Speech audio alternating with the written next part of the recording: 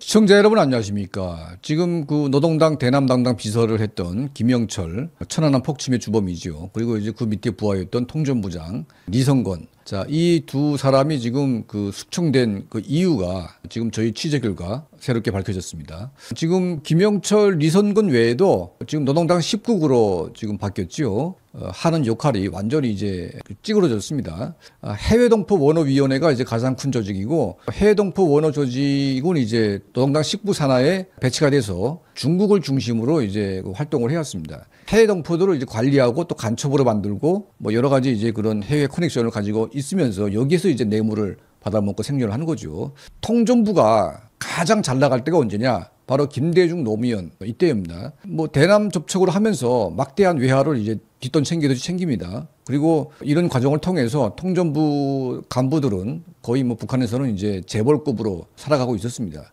그야말로 흥청뭉청했죠. 자, 뭐 이런 돈 문제 때문에 많은 이제 통전부 간부들이 죽어나가기도 했지만 그래도 통전부는 거의 노른자의 이런 직책이었습니다. 자, 그런데 이제 김정은 정권 들어와 가지고 문재인 정권 때 조금 이제 남북 관계가 뭔가 해보려고 하다가 갑자기 중단됐습니다. 자, 그 이후로 대남 접촉이 완전히 중단됐죠. 그러면 통전부라고 하는 이 조직은 완전히 거지의 거지꼴로 됩니다. 왜냐하면 뇌물이 나올 데가 없어요. 이 보위부도 아니기 때문에 이 통전부 요원들은 뭐 민간인들과 접촉하기도 힘들고, 그러니까 이제 뭐 월급 받고 살아야 되는데 월급 가지고 뭐 합니까?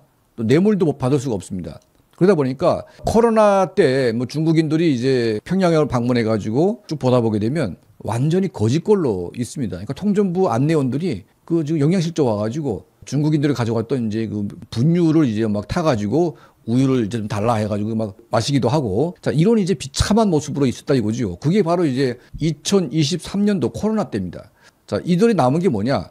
그동안 북한 정권이 해왔던 노동당 문서들, 또 이제 각종 이제 김정은이가 대남 관련된, 그리고 대일 관계, 대중 관계, 이 해외 관련된 이 정보들을 가지고 있기 때문에 이들이 이제는 돈을 벌 수 있는 유일한 길은 그 정보를 팔아가지고 돈벌이를 하는 수밖에 없다. 자, 이거와 맞물리면서 지금 미국이나 그리고 이제 한국의 정보기관에 북한의 이런 정보들이 지금 물밀듯이 들어오고 있다. 뭐 이런 문서들 뭐 별게 다 들어오고 있는데 거의 김정은 정권의 모든 정보는 거의 털리다시피 됐습니다.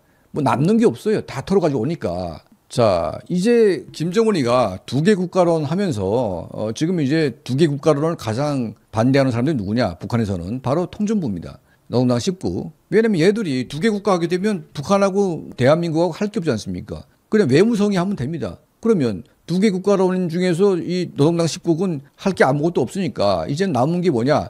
이 조직이 해체되거나 외무성으로 가거나 아니면 보위부로 가거나 이렇게 해체가 되는 과정이기 때문에 얘네들이 각각의 부서에서 안 받겠다고 하게 되면 거의 뭐 실업자로 내리쳐먹어 가지고 완전히 이제 망하는 거죠. 자, 남은 건 뭐냐? 이제 이들이 가지고 있는 정보를 어떻게 이걸 돈으로 만들어 가지고 내 여생을 살아갈까? 이런 생각을 하게 됐는데, 자, 여기서 하급 간부들이 이제 들키지 않게끔 잘 뽑아 가지고 중국을 통해서 이 정보들을 이제 대거 해외로 송출하게 된 겁니다. 자, 그러다 보니까 북한의 국가보위성, 이제 내부 검열 이 과정에서 물론 이제 정보를 나눠다 보게 되면 또 대한민국에도 간첩들이 있지 않습니까? 자, 이놈들이 이제 이 정보가 오는 걸 보게 되면 누가 어떤 정보를 가지고 오고 있다는 것을 다 북한에 또 알리기도 할 겁니다, 아마. 자, 그래서 이제 꼭 역으로 정보가 들어가게 되면 정보를 팔아먹은 북한의 내부 간첩들이 또 걸리게 되는 거 아니겠습니까?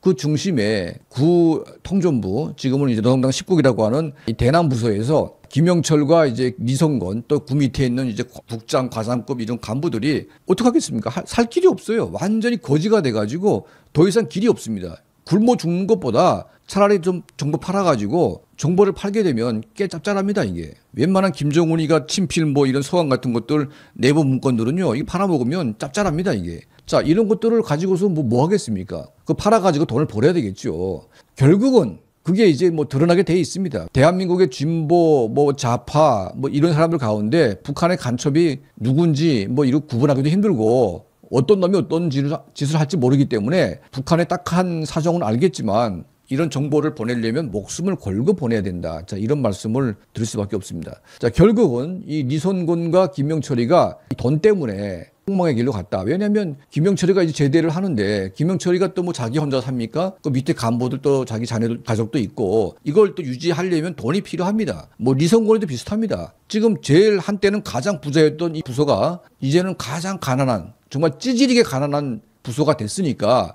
뭐 어쩔 수 없이 그걸 할 수밖에 없었다. 결국은 이런 이제 정보 유출 때문에 한때는 이제 영광의 자리에 앉아가지고 대한민국을 괴롭혔던 김영철, 이 니선곤이가 결국은 이제 이런 식으로 이제 막을 내렸다. 자, 이게 아주 통쾌하고도 아주 우리에게는 좋은 뉴스 같습니다. 자, 저희 채널은 앞으로도 이제 이런 북한 내부의 이런 다양한 정보들, 특히 이제 누구도 알 수 없는 이런 북한 내부 정보들을 여러분께 또 상세하게 말씀해 올리겠습니다. 저희 채널을 항상 시청해 주시고 도움을 주시는 우리 모든 분들께 진심으로 감사드립니다.